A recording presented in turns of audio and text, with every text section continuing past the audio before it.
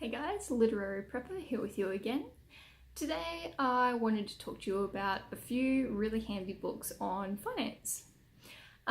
So obviously when you're considering your preparedness plans, one thing that often comes up when people start talking about prepping or a lot of issues that we prep for, finances always come up, always. So the first book that I would really recommend that everyone get a hold of is this little guy, the Holy Bible. So I would consider this to be the first sort of book on finances. You can Google away and prove me wrong. I haven't researched that. That's just my assumption. That this little guy is full of all sorts of ancient wisdom. That's why we still refer to it, as well as the fact that, obviously God's word, but it's really full of all sorts of really good business advice, especially when you look up anything to do with King Solomon. I believe Psalms is, full of some beautiful little nuggets of advice that we still use today. So this is a Gideon's version.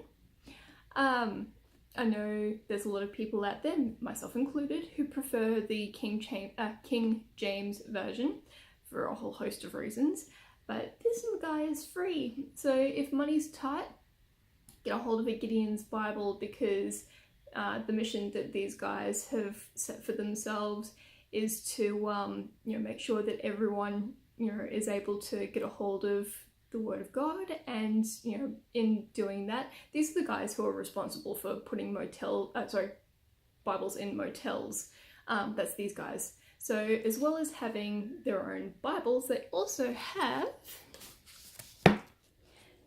really cute little, I don't know if you can see that, really cute little books of Psalms and Proverbs, little sort of pocket size for you to carry around, really, really good reference material.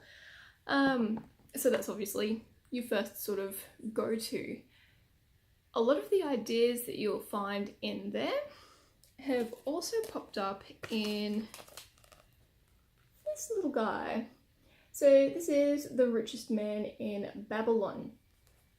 So that's really, really good sort of monetary advice in there, really good money handling.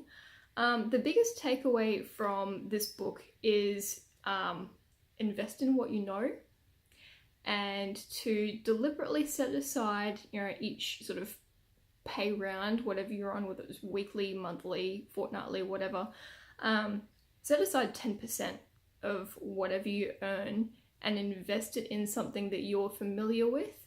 Or if you want to invest in something that you're not familiar with, then seek advice from somebody who is an expert within that field.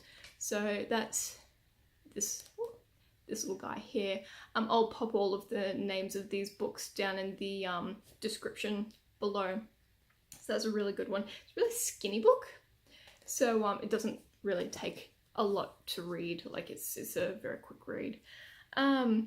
If the language in that, however, is a little bit too difficult for you to get through, especially when you're tired, because he's tried to write it like it's an old school kind of old English sounding kind of text with all the these and thys and all the rest of it. If that's a little bit too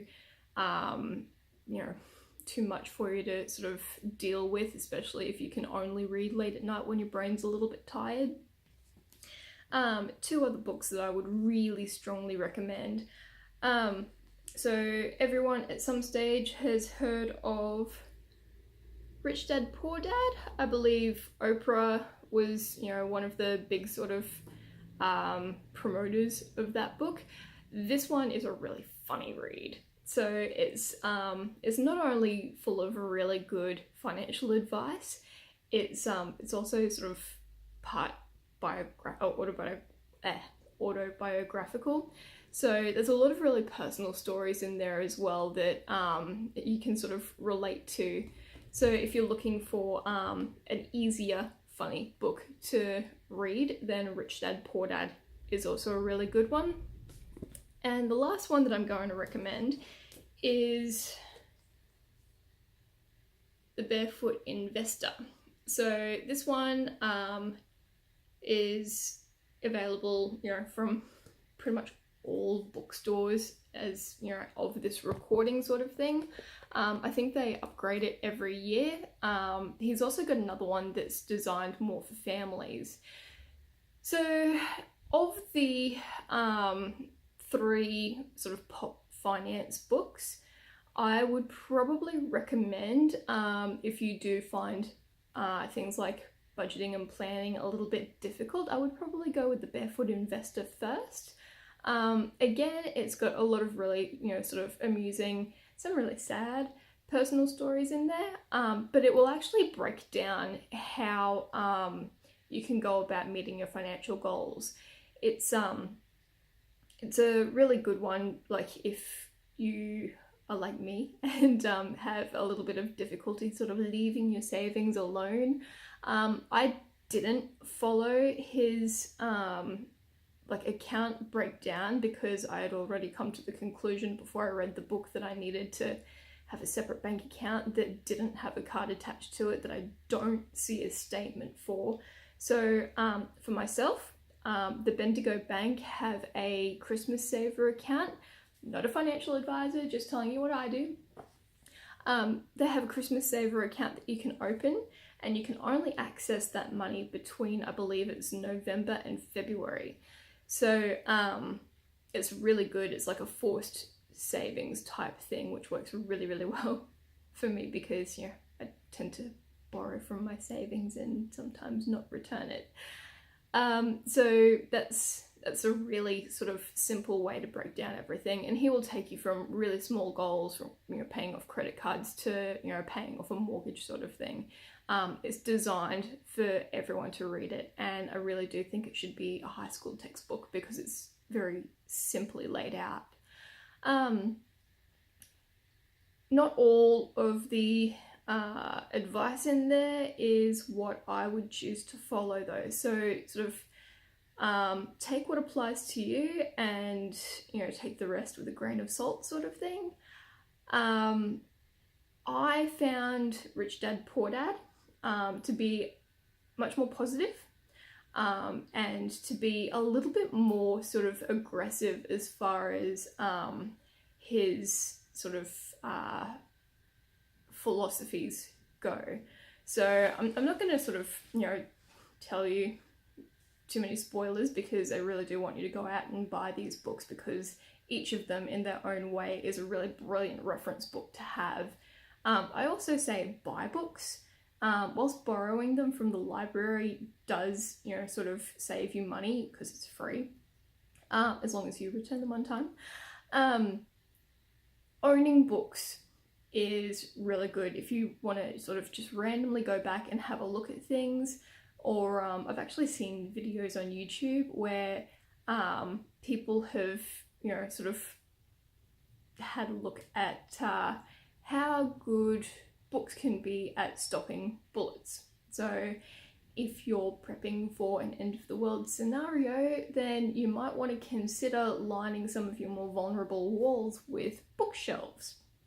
So I can't remember the exact video that I saw, but it was only sort of a couple of textbooks thick would stop a lot of smaller caliber bullets. So as well as the fact that they look pretty on a shelf, I would recommend sort of actually buying the physical book. And library books are jammy. But if that's your thing, then whatever, it's not my thing. But yeah, Rich Dad Poor Dad. So leans very heavily on some of the philosophies from The Richest Man in Babylon.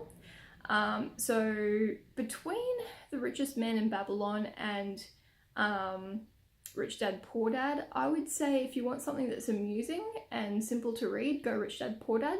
If you want something that's perhaps a shorter read, but the text is a little bit heavier, then there's The Richest Man in Babylon, but they say more or less very similar things. So again, it's taking a deliberate portion of your earnings and investing. Now, what do we mean by investing? So acquiring knowledge and skills, that's an investment. It's an investment in yourself, that's an investment in your future. So education. Then, you know, it really does depend on what it is that you're prepping for. Are you prepping for an economic collapse? So you can take it, you know, a couple of ways here. So economic collapse. So let's say you're planning for the next Great Depression, which, if it is the way that a lot of people think it's going to go, is going to be much, much worse than, you know, the sort of Great Depression of the 1930s that, you know, we're all familiar with. So not everyone lost money. Not everyone went broke and, you know, starved and all the rest of it. Like, there were a lot of people during that time that made a lot of money. You can go online. It's a really, really easy sort of search to go and hunt down some companies that made money during that time. The recession, like the, you know, GFC that we had, sort of 2007, 2008 kind of thing. Some companies that went really well out of that, money-saving things. Groupon did really, really well out of that recession because people wanted ways to save money. They still want the pretty shiny things, but they want it cheaper and they want to save money. So, you know, things like Groupon. During crisis times, when things get tight, people don't give up things like alcohol. They don't give up cigarettes. If you want to take it from a more practical approach, people will always need to buy food from somewhere, so you can invest in those sorts of things. So when you're sort of looking at investing in like companies and stocks, then if you're looking for that passive income, don't try to sort of roll the dice and go after the next Apple or the next whatever, like, you know, multi-billion-dollar company that comes along once in a blue moon sort of thing. Look for dividend stocks. All of that information is really, really easy to find. So if you're in Australia, you go to the ASX website and they have all the information about every single listed company on there. Like, there are so many companies, like, you have not heard of them all, and there are new ones that are being listed every month. So, you know, you can easily go in there and have a look at who's paying what dividends and when. So I think it's about a month out from when a company will pay dividends, they have to like make an announcement. So you can even buy stocks in a company that is about to release a dividend. There is a certain period of time that you need to hold the stocks for so that you can qualify. I can't remember what that is, but if you're preparing for you know, an illness or, you know, some sort of economic issues or anything that takes you away from your normal day job, even if you're just sort of trying to put something aside as a just in case type thing, or if you want to go away on holidays, or if you want to retire or whatever, look at sort of stocks that will pay dividends, because you know, that's a form of passive income. The other kind of investing for economic crises that I personally take on board, I like collecting precious metals.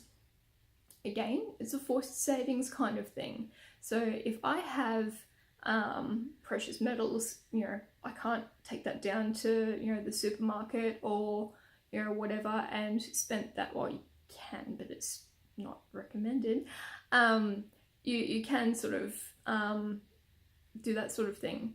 So the three companies that, if you're in Australia, that I would recommend that you look at, there are probably many, many more, but there's just three that I know of.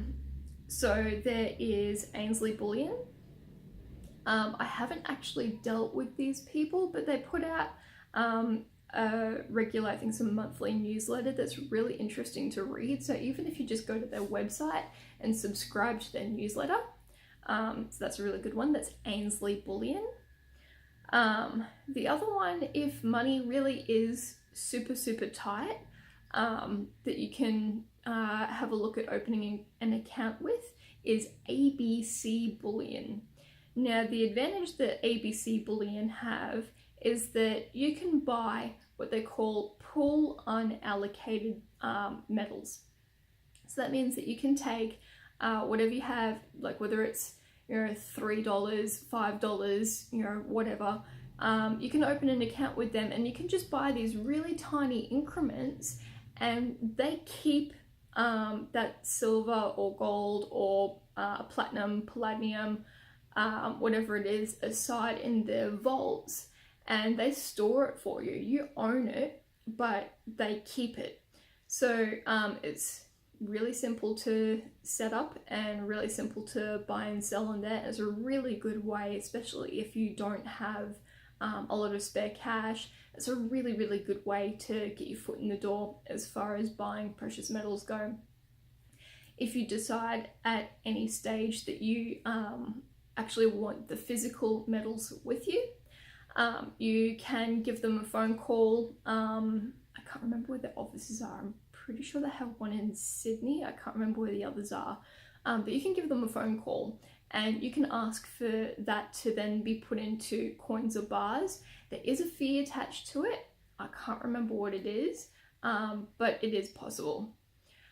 The downside of that is that if something like the equivalent of a Y2K kind of thing did hit and we had like zero internet and electronics and the entire sort of worldwide system just disappeared overnight, then you kind of lost it all. So you can't sort of then turn around to them, or we wouldn't be able to call them because we don't have any electricity or electronics. But yeah, so that's the sort of downside of that, is that you own it, but you don't actually have the tangible stuff. I believe Ainsley Bullion and ABC are also getting into cryptocurrencies. So if that's something that you're interested in, again, ABC Bullion put out a regular newsletter. They have a lot of information out there, so you can go and do a little bit of research if cryptocurrencies are something that you're interested in. I have made a deliberate choice to stay away from those, so I don't know anything about them aside from what the general public know. But they would be able to give you a lot of advice on what's involved with cryptocurrencies if that's your thing. The final one is Imperial Bullion. And I deal with these guys on quite a regular basis because I like to buy like the physical, tangible product. That's just my thing. So mainly gold and silver, I believe.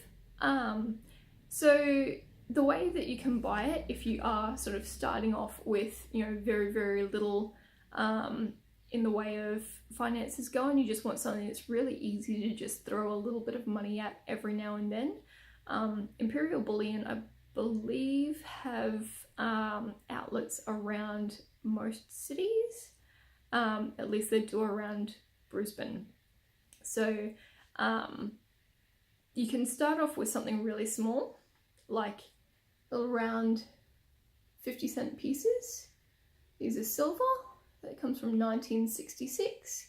So these little guys, when I bought this, obviously price of silver goes up and down every day, just like the stock market. These little guys were $12.50. So you can just easily sort of go in and just over the counter want one of these, swap cash for silver. Really, really simple. The other ones, if you wanted to move up a price point, so this is a 1/2 ounce of silver.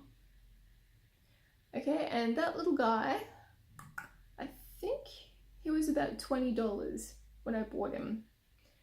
So they all have pretty pictures on them. So it's a 1/2 ounce. The next size up, what's more than 1/2 ounce? We go to a full ounce. Full ounce. Okay, And obviously, these guys will sort of, move up in price accordingly. I can't remember how much I paid for, I think he was about $30. So, these all have like a real metal value. So that's 1 ounce of silver right there, 1 troy ounce. And then you move into, there are a number of coins. So this one's a silver dollar. And again, it's, what are we? 1 troy ounce of silver. But these little guys, this is in a little plastic container. You can hear it rattling around. These guys also accumulate value because of the pretty picture on the front. People like to collect them. So you can go online. There are all sorts of, different things that are printed. People buy, pretty coins from, the US, from Canada, from Australia. They come out with, all sorts of different ones. They have ones pretty much everything you could think of. Like if you want a pretty picture and a pretty coin that's also worth something, then that's the way to go. So if you want the physical product, buying in person is definitely the easier way to go. You can jump onto these websites and you can buy like the product online, but you then have to pay for postage costs and you have to pay for insurance because they are precious metals. So even, a tiny coin like that, you still have to pay insurance on it. And if you're looking at that as an investment, then the price of it would have to go up extraordinarily high compared to what you bought it for you to recoup those postage and insurance costs. So unless you're buying like really, really large quantities, then buying in person is probably the way to go, unless you don't really care about the day-to-day sort of resale value. I'm hoping that you guys are aware of the situation in Venezuela at the moment, because we should be keeping up with the delights of the world news at the moment. So places like Venezuela, Zimbabwe, Nazi Germany, when the economy started to crash, those who had precious metals, gold and silver, the other ones are a little bit more difficult to get into because you can, but gold and silver is easiest. So those who had gold and silver sort of stashed away in their savings, they were able to get their families out of Dodge really, really quickly. So even in Venezuela at the moment, one of the biggest sort of industries that is still ticking along is gold buyback. And people are now doing that so they can afford to buy food. But at the very beginning, it was a good way for them to get their families out before inflation got too ridiculous. So if you want like a emergency sort of cash store that's not actual cash, because we're all aware that paper money is basically the same worth as toilet paper in some situations, definitely sort of consider having some gold and silver around, because that really can get you out of a really, really nasty situation quite quickly. So it also has value when money doesn't. So when the sort of general currency starts getting to the point where inflation is just ridiculous, people will still be trading in precious metals, but along the lines of cash. Even government agencies, whatever, recommend that you have a stash of cash on you at all times. Not necessarily on your person, but you want to have something, whether you have a secret compartment in your car or in your house or whatever. You want to have enough cash so that if something happens, you can get yourself out of trouble. So for me personally, I like to keep a spare sort of stash just in case. You know, fuel prices at the moment where we are, probably everywhere, are going up and down at a ridiculous rate. So at the moment, I think when I drove past the petrol station last, it was like $1.37 or something for a litre. So that's in good times. In bad times, if we even have petrol available, it's going to go up.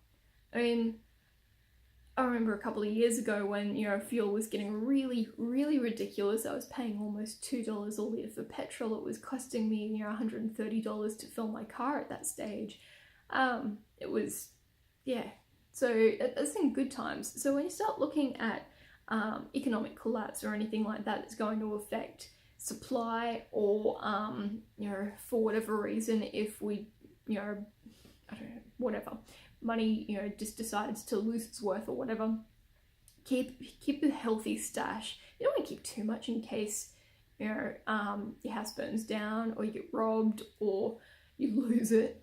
But you do want to keep enough so that if you do need to buy an extra tank of fuel to, you know, bug out somewhere, then you can do it. If you need to buy airline tickets to get your family out of a particular sort of place or whatever, then you can. So many reasons why cash is really handy to have immediately available. If, you know, all the computers did go down and you needed to do a last minute run to the grocery store and they don't accept credit card. I've actually been in that situation around Christmas time where all the card machines crashed and I was the only one, you know, standing in that shop who was able to actually buy what I wanted to because everyone else had cards. Cash is king. You hear that a lot, cash is king. But yeah, I would definitely recommend getting a hold of all 4 of the books that I mentioned before. Do a little bit of research into, you know, metals and bits and pieces. If you're interested in the stock market, again, the ASX is a really good place to start your research. But make sure you do thoroughly research anything, and just remember, if it sounds too good to be true, then it probably is. There are reasons why these old cliched sayings have been around for so long, because they're little nuggets of gold truth. So just keep an eye on things and, you know, be aware, and have a look at what other people have done in similar sort of situations. So the best place to start is always to imagine yourself in whatever scenario it is. Imagine yourself in multiple scenarios. What do you need? How would you buy things? You know, how would you continue to, you know, pay your bills? Would you even have to pay your bills? So yeah, just my advice in general is research. So those books, again, I'll put them in the description, but Barefoot Investor, Rich Dad, Poor Dad, The Richest Man in Babylon, and The Holy Bible. Alright guys, if you found this video useful, please feel free to share, like, subscribe. If you have any questions or comments, if you feel like I've left something out, because I have a feeling I may have left something out, feel free to comment below. Or you can email me at theliteraryprepper@gmail.com. And for now, that's me out, and I'll see you guys later.